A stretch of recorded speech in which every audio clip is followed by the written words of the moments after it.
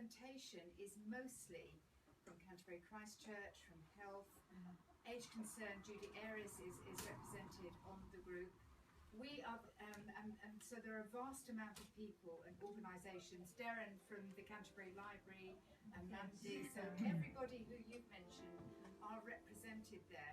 But we are the only volunteers. We're the only ones who anything to do with dementia.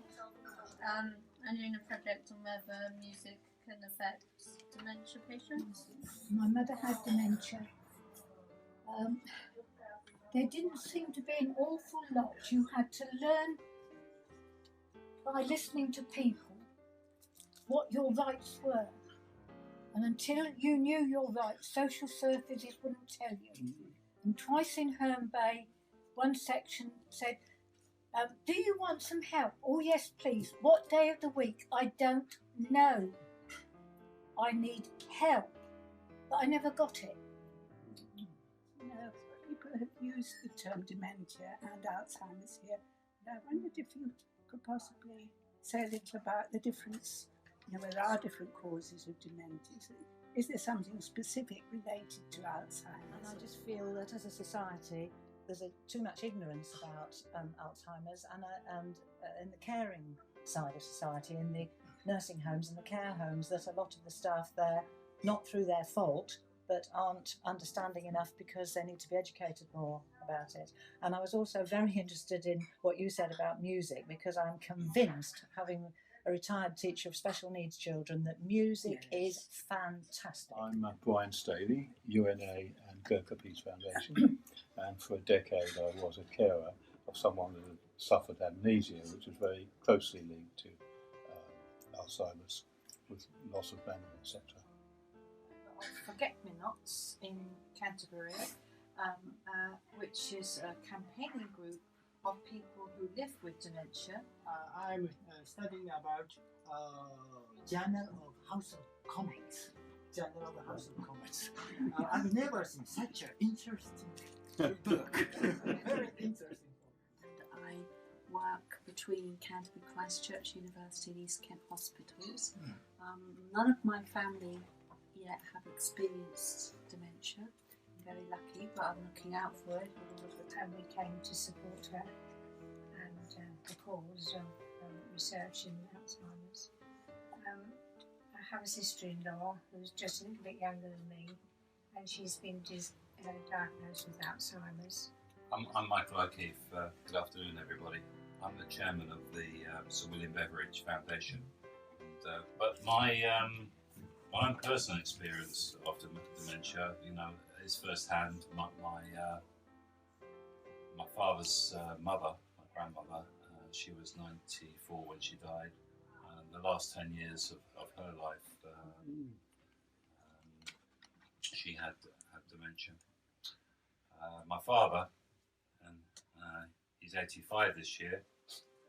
My brother and sister keep telling me that he's got the early stages, but he seems okay with me. I'm David, and I'm a much retired teacher, and my only experience of dementia is that my memory plays tricks on me. My father died of cerebral arteriosclerosis, so he wasn't as far as Alzheimer's, but there were some similar symptoms. My real experiences that I still draw on were with a psychogeriatric unit that I opened in 1967. So it's an area that I've been concerned about for so many years. So I am delighted at last, having done a little bit of research this afternoon, to discover that at last there are beginnings of real progress for support for carers as much as for the individuals. Good afternoon. Thanks to Maddie, Michael and all of you to organize this event. It's a privilege to be here. Our lives have been or will be touched by dementia somehow, somewhere, someday. The point, when we set the research agenda and the priorities, we need to get the families and the patients to be on the forefront. That is one of the strategic points I'm trying to make here. How we implement in real life of various research findings, that will be the part of the strategy, and that's why You mentioned Forget Me Not, Alzheimer's Society, William Beveridge Foundation, Department of Health. We need to influence them to make sure that that the priorities are set appropriately, and investment is made, and a plan comes up how to implement that. We've got some of our work in Bangladesh with dementia is really Mo's work here in microcosm. We've got the research, but it's actually it's the delivery plan that's always hard, because we can talk about things forever, but in Dhaka there was really a blank canvas. So you've got a population that used to be dying off when they were aged about 50 or less, but now with leaps and bounds of improvements in health care, then that population is getting older and older, and of course with the old age comes the illnesses of old age, and whereas families were looking at a dementia patient as just somebody who was, just generally mentally ill without actually being correctly identified, now it's being more readily diagnosed. But it's how to educate, first of all. Education is very important to the families, and we've been delivering education, albeit again in microcosm, in our classroom, for those patients that we're looking after, so that the families know how it's likely to end up, and how best to care for their loved ones. And then it's helping them in the home as well, with home care services.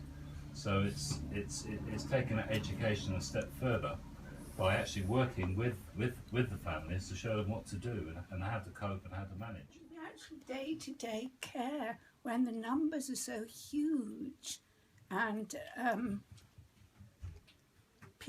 dementia sufferers, we like the idea of keeping people at home, which is good, but how do you get access to these kinds of interesting ideas dispersed amongst these huge number of sufferers?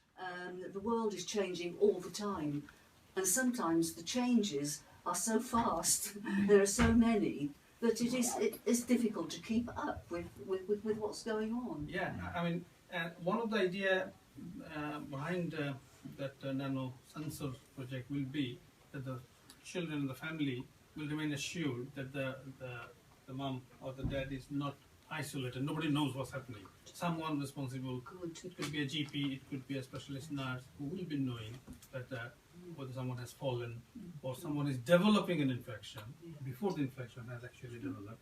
Those kind of things. But the principle has to be where the society needs to change to adapt to the individual's need, rather than expecting the dementia patient to change. And that's why we went to Canterbury City Council and banged on their door and said, your staff need to be dementia aware. So I'm interested in knowing what optimises brain nourishment. So in other words, we know that calcium is good for bones, etc. There must be some chemicals, shall we say, that are the optimal ones to keep the brain active and alive and functioning well. So there's lots of sort of old wives' tales, mother tells child, eat that and it will help your brain. But do you have anything that you could say that people ought to be guided towards, maybe vitamins or some supplements? The Mediterranean style diet, that is, the evidence is now quite strong actually. So it's olive oil, that might be something that's helpful. Yeah. Fish. Vegetables, fish oil as opposed to meat oil. Yeah. So fish oil. We have loads. Yes. Again, so the fish oil or the oil that remains in liquid form in room temperature. So it's not butter. Or that's the way to identify which kind of oil. But another way of remembering is vegetable oil or fish oil, not the meat oil. But also keep keep active, exercise. Don't sit in a chair. Get out, move, meet people, keep up with your activities. When you retire, don't stultify. Yeah. I know a gentleman in his 90s who does everything wrong by all of these easy rules, and his mind is just like the mind of a 20-year-old. It's a very integrated approach with general practice as well. So general practitioners don't necessarily have the time to answer some of these practical social questions, whereas the volunteers build up an expertise in their community, like you are, which can then support the community. So it's more about developing that expertise in all communities, not just in some of them. Yes, I'm glad you mentioned volunteers, because I was going to ask how the Alzheimer's Society was involving volunteers. I'm involved with the hospice in Canterbury, and we have a lot of people with motor neuron disease there, and we have a lot of volunteers who are linked up with somebody who's maybe a patient who's autistic, a volunteer, and I've seen the most incredible things. People suddenly starting writing poetry, and you know, they've probably got a few months to live, but it is quite amazing, and there is a parallel there. And I think out in the community there are people with so many talents that if you can really draw people in, it's tremendous. Alzheimer's disease running in the family, but it's very rare. And those people again develop Alzheimer's dementia even before they're 30. So that's very rare condition. But having someone in the family, dementia should not raise the fear. The fact that my mother has dementia, or even if my dad also got dementia, that doesn't mean I will be increased risk. It's not genetic that way. It's like, you know, sometimes people ask that, is a graying hair, is that genetic? So, yeah, it is genetic. I got it from my daughter.